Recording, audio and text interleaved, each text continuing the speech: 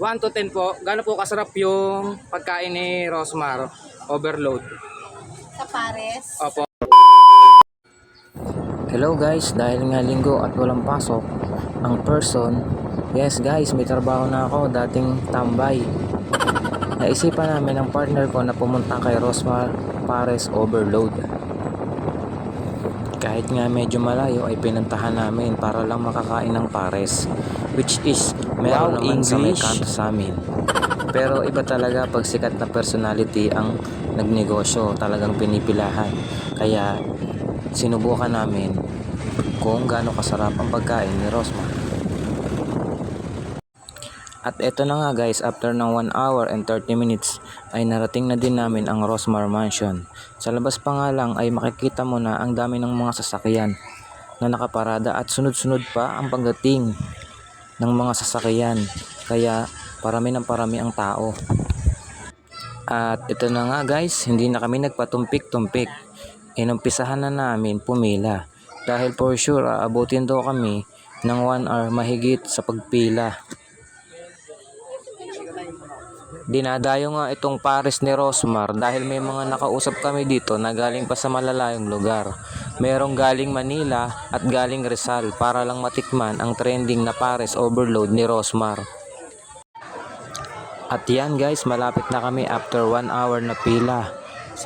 Sa halagang 100 pesos mo, meron ka ng only rice, only sabaw at free soft drinks. Maraming tao pero mas marami daw kapag gabi. Sayang lang at wala si Rosmar para nakahingi sana ako ng tulong. Kunyari homeless ako at wala akong makain. Hindi, joke lang guys, para makapagpa-picture man lang or ma-interview siya.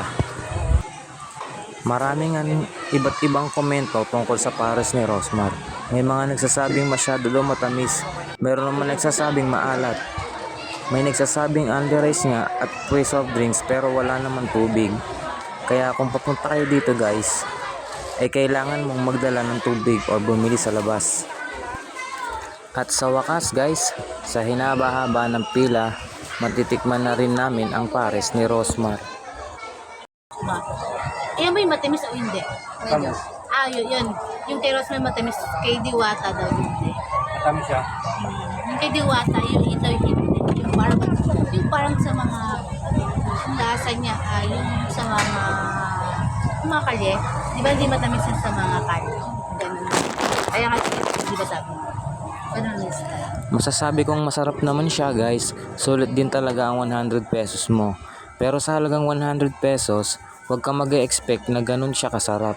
Para sa akin kasi guys, mas masarap pa rin talaga ang pares sa mga kinakainan ko. Hi ate, ano po pangalan nyo? Ako po si Grace. Grace. Itatanong ko lang po, 1 to 10 po, gaano po kasarap yung pagkain ni Rosmar? Overload. Sa pares. Opo. Totoo. Siguro 9. Di kasi natatabangan ako. Siguro, di ba, tingin ko naman kasi ganun talaga sa kailan, di ba? Huwag kang masyado magpaalat kasi ang maalat, hindi siya ma-adjust. Unlike pag matabang po, pwede mo pa siyang magawa ng paraan. Pero siguro sa taste ko lang ha, I don't know sa ito. Pero siguro 9 kasi na, yung alat lang naman. Pero taste naman kasi marami siyang laman. 9 na yun sa bahay. Hindi lang naman, like lang. Tsaka yung rice kasi niya, hindi siya ganun kalambot. So siguro, dagdag pang konting water para sa pigas. Ayaw nga po. Opo, kasi wala silang libreng tubig, di ba po?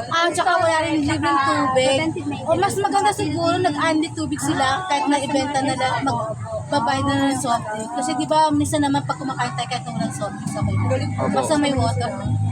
So yun ang mas ko na siguro. Pwede i-suggest na sana.